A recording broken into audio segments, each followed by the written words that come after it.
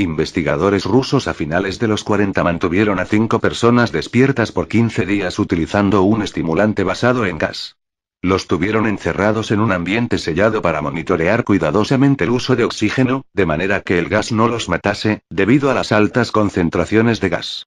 Esto fue antes de que existiera el circuito cerrado, por lo que tuvieron que usar micrófonos y ventanas con grosor de 5 pulgadas para observar a los sujetos. El cuarto estaba lleno de libros, cobijas para dormir, pero ninguna cama, agua corriente, baño y la suficiente cantidad de comida para que los 5 sobrevivieran por un mes. Los sujetos de prueba eran prisioneros políticos y de guerra declarados enemigos del Estado durante la Segunda Guerra Mundial. Todo estuvo bien por los primeros 5 días. Los sujetos rara vez se quejaban después de que, falsamente, se les había prometido su libertad si aceptaban tomar parte de la prueba y no dormir por 30 días. Sus conversaciones y actividades fueron monitoreadas y los científicos notaron que conforme pasaba el tiempo, ellos hablaban sobre incidentes traumáticos de su pasado. Después de 5 días se empezaron a quejar de las circunstancias y eventos que los llevaron a donde estaban y empezaron a demostrar paranoia severa. Dejaron de hablar entre ellos, y comenzaron a murmurar de manera alterna en los micrófonos. De manera extraña, todos parecían creer que podían ganar la confianza de sus captores si traicionaban a sus camaradas. En un principio se creyó que esto era un efecto del gas. Después de 9 días, el primero de ellos empezó a gritar. Corría por todo el cuarto gritando repetidamente por 3 horas seguidas. Después, trató de continuar gritando, pero solo podía dar un grito ocasional. Los científicos postularon que físicamente se había destrozado las cuerdas vocales. La parte más sorprendente de comportamiento fue cómo sus compañeros reaccionaron a esto. O mejor dicho, cómo no reaccionaron y continuaban murmurando en los micrófonos hasta que el segundo de los prisioneros comenzó a gritar. 2 de los prisioneros que no gritaban, tomaron los libros y llenaron página tras página de sus propias heces, y de manera calmada, los pusieron sobre las ventanas del cuarto.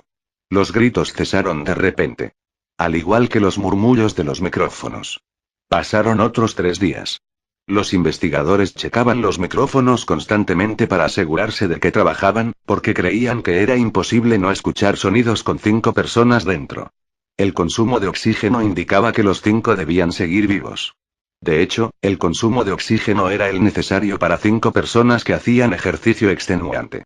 En la mañana del 14º día, los investigadores hicieron algo que no debían hacer para llamar la atención de los prisioneros. Utilizaron el intercom dentro del cuarto, esperando provocar respuestas de los prisioneros, pues temían que estuviesen muertos, o en estado vegetal. Anunciaron: abriremos el cuarto para probar los micrófonos. Aléjense de las puertas y acuéstense con las manos atrás en el piso o se les disparará. Se le otorgará la libertad a uno de ustedes si obedecen. Para su sorpresa, escucharon solo una frase, con voz calmada: no queremos ser liberados. Hubo gran debate entre los investigadores y fuerzas militares que financiaban el proyecto. Sin poder provocar más respuestas utilizando el intercom, finalmente se decidió abrir el cuarto a la medianoche del día número 15. Se limpió el gas del cuarto, y se llenó de aire fresco. Inmediatamente, voces de los micrófonos empezaron a objetar. 3 voces diferentes rogaban por la vida de sus seres queridos, que encendieran el gas nuevamente. Se abrió el cuarto para sacar a los prisioneros. Gritaron más fuerte que nunca, al igual que los soldados, cuando vieron lo que había dentro. 4 de los sujetos seguían vivos. Las raciones de los pasados 5 días no habían sido tocadas. Habían pedazos de carne de las costillas y pantorrillas del sujeto muerto colocados dentro del drenaje del centro del cuarto bloqueándolo, permitiendo que 4 pulgadas de agua se acumulara en el piso. Los 4 sobrevivientes también tenían pedazos de piel y carne arrancada de sus cuerpos. La destrucción de tejidos y la exposición de huesos en la punta de sus dedos indicaba que las heridas fueron infligidas por las manos, y no con los dientes, como era de suponerse. Al examinarlos, se descubrió que la mayoría de las heridas fueron autoinfligidas en su mayoría. La piel y los órganos detrás de las costillas fueron removidos. Mientras que el corazón, los pulmones y el diafragma seguían en su lugar. El tracto digestivo de los 4 sujetos podía verse trabajar, digiriendo comida. Rápidamente se hizo aparente estaban digiriendo su propia carne, y que ellos la arrancaron y se la comieron en el transcurso de los días. La mayoría de los soldados eran fuerzas especiales rusas en las instalaciones, pero aún así, muchos se negaron a regresar al cuarto para sacar a los prisioneros. Estos, sin embargo, insistían a gritos que los dejaran dentro y de manera alterna rogaron y demandaron que se encendiera el gas nuevamente, para evitar quedarse dormidos. Para sorpresa de todos, los sujetos pusieron una resistencia feroz durante la extracción. Un soldado ruso falleció cuando un sujeto le mordió el cuello, otro fue gravemente herido cuando otro de los prisioneros le mordió la arteria femoral y los testículos. Otros 5 soldados perdieron la vida, si se cuentan a aquellos que se quitaron la vida en las semanas consecuentes al incidente. Durante la lucha, uno de los prisioneros dañó su bazo, sangrando de manera casi inmediata. Se intentó sedar al sujeto, pero fue imposible. Se le inyectó más de 10 veces de la dosis humana de morfina, y aún así luchó como un animal rodeado, rompiendo las costillas y un brazo de un doctor. Se veía latir su corazón al máximo por 2 minutos completos, mientras se desangraba, y continuó gritando por más de 3 minutos, atacando a quien se le acercara, repitiendo la palabra más una y otra vez, cada vez más débil, hasta que cayó en silencio. Los otros 3 sobrevivientes fueron inmovilizados fuertemente y llevados hacia instalaciones médicas. 2 de ellos, con cuerdas vocales intactas, demandaban continuamente más gas para permanecer despiertos. El más herido de los 3, fue llevado al único cuarto de cirugía que había en las instalaciones. En el proceso de su preparación para colocar nuevamente sus órganos en su lugar, se notó que el sujeto era totalmente inmune a los sedantes. Peleó furiosamente cuando el gas anestésico se le estaba colocando. Se necesitó un poco más de anestesia de la normal para sedarlo, pero al momento que sus ojos se cerraron, su corazón se detuvo. En la autopsia, se encontró que en su sangre había 3 veces la cantidad normal de oxígeno. También se rompió 9 huesos en la lucha para no ser controlado. El segundo sobreviviente, era el que primero gritó del grupo.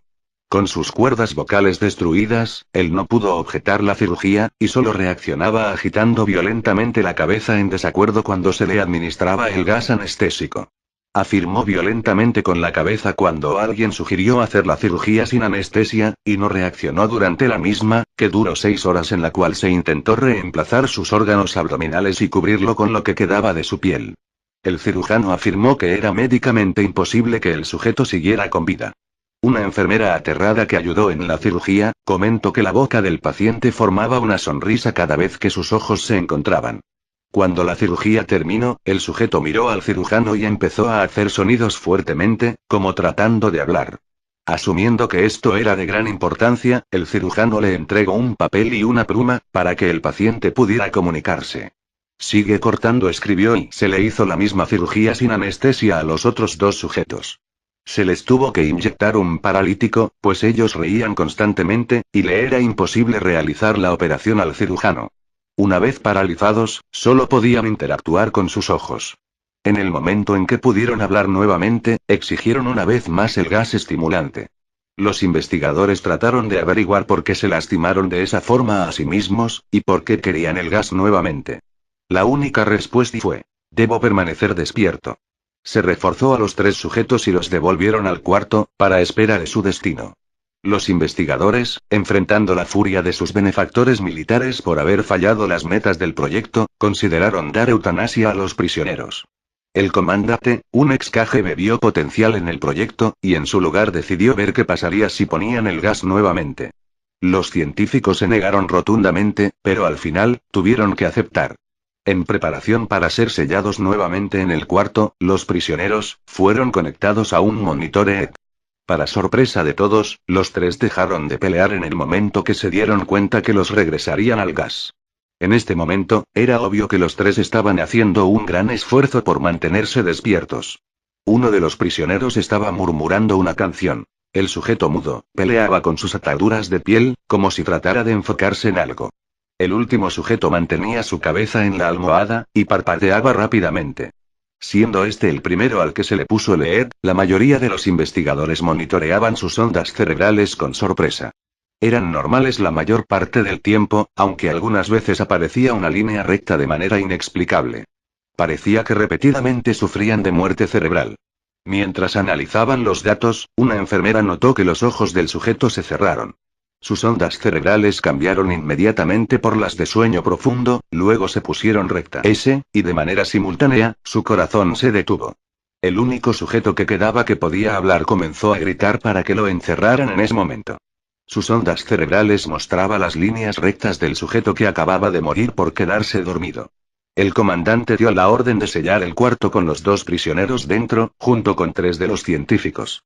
Uno de los 3, inmediatamente tomó un arma y abrió fuego contra el comandante, matándolo de un tiro entre los ojos. Después apuntó al prisionero mudo, y le voló el cerebro.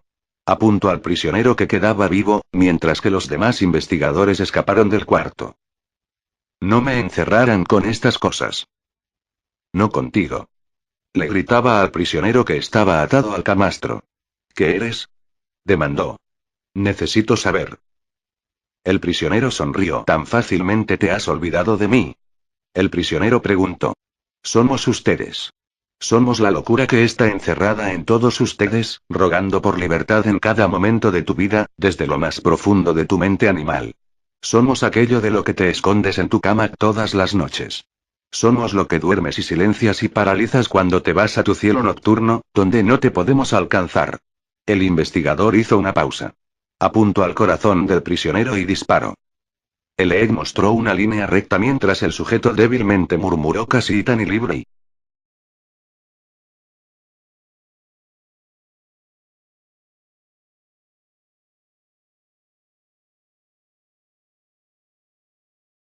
En el proceso de su preparación para colocar nuevamente sus órganos en su lugar, se notó que el sujeto era totalmente inmune a los sedantes. Peleó furiosamente cuando el gas anestésico se le estaba colocando. Se necesitó un poco más de anestesia de la normal para sedarlo, pero al momento que sus ojos se cerraron, su corazón se detuvo. En la autopsia, se encontró que en su sangre había 3 veces la cantidad normal de oxígeno. También se rompió 9 huesos en la lucha para no ser controlado. El segundo sobreviviente, era el que primero gritó del grupo. Con sus cuerdas vocales destruidas, él no pudo objetar la cirugía, y solo reaccionaba agitando violentamente la cabeza en desacuerdo cuando se le administraba el gas anestésico. Afirmó violentamente con la cabeza cuando alguien sugirió hacer la cirugía sin anestesia, y no reaccionó durante la misma, que duró 6 horas en la cual se intentó reemplazar sus órganos abdominales y cubrirlo con lo que quedaba de su piel. El cirujano afirmó que era médicamente imposible que el sujeto siguiera con vida. Una enfermera aterrada que ayudó en la cirugía, comentó que la boca del paciente formaba una sonrisa cada vez que sus ojos se encontraban. Cuando la cirugía terminó, el sujeto miró al cirujano y empezó a hacer sonidos fuertemente, como tratando de hablar. Asumiendo que esto era de gran importancia, el cirujano le entregó un papel y una pluma, para que el paciente pudiera comunicarse. Sigue cortando, escribió, y se le hizo la misma cirugía sin anestesia a los otros 2 sujetos. Se les tuvo que inyectar un paralítico, pues ellos reían constantemente, y le era imposible realizar la operación al cirujano. Una vez paralizados, solo podían interactuar con sus ojos. En el momento en que pudieron hablar nuevamente, exigieron una vez más el gas estimulante. Los investigadores trataron de averiguar por qué se lastimaron de esa forma a sí mismos, y por qué querían el gas nuevamente. La única respuesta fue: debo permanecer despierto. Se reforzó a los 3 sujetos y los devolvieron al cuarto, para espera de su destino. Los investigadores, enfrentando la furia de sus benefactores militares por haber fallado las metas del proyecto, consideraron dar eutanasia a los prisioneros. El comandante, un ex KGB, vio potencial en el proyecto, y en su lugar decidió ver qué pasaría si ponían el gas nuevamente. Los científicos se negaron rotundamente, pero al final, tuvieron que aceptar. En preparación para ser sellados nuevamente en el cuarto, los prisioneros fueron conectados a un monitor EEG. Para sorpresa de todos, los 3 dejaron de pelear en el momento que se dieron cuenta que los regresarían al gas. En este momento, era obvio que los 3 estaban haciendo un gran esfuerzo por mantenerse despiertos. Uno de los prisioneros estaba murmurando una canción. El sujeto mudo peleaba con sus ataduras de piel, como si tratara de enfocarse en algo. El último sujeto mantenía su cabeza en la almohada, y parpadeaba rápidamente. Siendo este el primero al que se le puso el EEG, la mayoras consecuentes al incidente. Durante la lucha, uno de los prisioneros dañó su bazo, sangrando de manera casi inmediata. Se intentó sedar al sujeto, pero fue imposible. Se le inyectó más de 10 veces de la dosis humana de morfina, y aún así luchó como un animal rodeado, rompiendo las costillas y un brazo de un doctor. Se veía latir su corazón al máximo por 2 minutos completos, mientras se desangraba, y continuó gritando por más de 3 minutos, atacando a quien se le acercara, repitiendo la palabra más una y otra vez, cada vez más débil, hasta que cayó en silencio. Los otros 3 sobrevivientes fueron inmovilizados fuertemente y llevados hacia instalaciones médicas. 2 de ellos, con cuerdas vocales intactas, demandaban continuamente más gas para permanecer despiertos. El más herido de los 3, fue llevado al único cuarto de cirugía que había en las instalaciones. En el proceso de su preparación para colocar nuevamente sus órganos en su lugar, se notó que el sujeto era totalmente inmune a los sedantes. Peleó furiosamente cuando el gas anestésico se le estaba colocando. Se necesitó un poco más de anestesia de la normal para sedarlo, pero al momento que sus ojos se cerraron, su corazón se detuvo. En la autopsia, se encontró que en su sangre había 3 veces la cantidad normal de oxígeno. También se rompió 9 huesos en la lucha para no ser controlado. El segundo sobreviviente, era el que primero gritó del grupo. Con sus cuerdas vocales destruidas, él no pudo objetar la cirugía, y solo reaccionaba agitando violentamente la cabeza en desacuerdo cuando se le administraba el gas anestésico. Afirmó violentamente con la cabeza cuando alguien sugirió hacer la cirugía sin anestesia, y no reaccionó durante la misma, que duró 6 horas en la cual se intentó reemplazar sus órganos abdominales y cubrirlo con lo que quedaba de su piel. El cirujano afirmó que era médicamente imposible que el sujeto siguiera con vida. Una enfermera aterrada que ayudó en la cirugía, comentó que la boca del paciente formaba una sonrisa cada vez que sus ojos se encontraban. Cuando la cirugía terminó, el sujeto miró al cirujano y empezó a hacer sonidos fuertemente, como tratando de hablar. Asumiendo que esto era de gran importancia, el cirujano le entregó un papel y una pluma, para que el paciente pudiera comunicarse. Sigue cortando, escribió, y se le hizo la misma cirugía sin anestesia a los otros 2 sujetos. Se les tuvo que inyectar un paralítico, pues ellos reían constantemente, y le era imposible realizar la operación al cirujano. Una vez paralizados, solo podían interactuar con sus ojos. En el momento en que pudieron hablar nuevamente, exigieron una vez más el gas estimulante. Los investigadores trataron de averiguar por qué se lastimaron de esa forma a sí mismos, y por qué querían el gas nuevamente. La única respuesta fue: debo permanecer despierto. Se reforzó a los 3 sujetos y los devolvieron al cuarto, para espera de su destino. Los investigadores, enfrentando la furia de sus benefactores mejor dicho, como no reaccionaron y continuaban murmurando en los micrófonos hasta que el segundo de los prisioneros comenzó a gritar. 2 de los prisioneros que no gritaban, tomaron los libros y llenaron página tras página de sus propias heces, y de manera calmada, los pusieron sobre las ventanas del cuarto. Los gritos cesaron de repente. Al igual que los murmullos de los micrófonos. Pasaron otros 3 días. Los investigadores checaban los micrófonos constantemente para asegurarse de que trabajaban, porque creían que era imposible no escuchar sonidos con 5 personas dentro. El consumo de oxígeno indicaba que los 5 debían seguir vivos.